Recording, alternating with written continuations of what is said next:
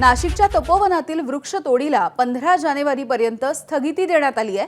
जोपर्यंत कायदेशीर प्रक्रिया पूर्ण होणार नाही तोपर्यंत या वृक्षतोडीला स्थगिती देण्यात आली आहे। राष्ट्रीय हरित लवादानं हा अंतरिम आदेश जारी केलेला आहे। साधुग्रामच्या जागेसाठी इथली झाडं तोडण्याचा निर्णय घेतला जात होता, मात्र त्यानंतर मोठ्या प्रमाणावरती या ठिकाणी आंदोलनं देखील झाली आणि याची परिणिती म्हणून 15 जानेवारीपर्यंत तपोवनातल्या वृक्षतोडीला आता स्थगिती मिळालेली आहे। कायदेशीर प्रक्रिया पूर्ण होईपर्यंत या वृक्षतोडीला स्थगिती देण्यात आली आहे। एनजीटीने नक्की काय म्हटलंय? वृक्ष तोडायचेच नाहीत असं म्हटलंय की काही प्रक्रिया पूर्ण करेपर्यंत ही स्थगिती आहे? एक गोष्ट याच्यामध्ये आपण लक्षात घेतली पाहिजे की हा काही अंतिम न्यायनिवाडा नाही आहे, हा एक अंतरिम आदेश आहे।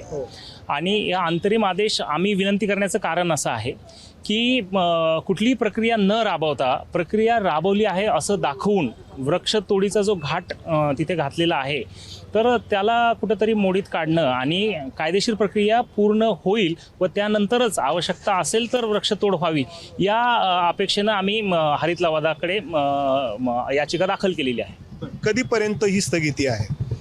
तुर्तास तरी पुढची तारीख ही 15 जानेवारी दिलेली आहे, त्यामुळे 15 जानेवारीपर्यंत तर ही स्थगिती आहेच आहे।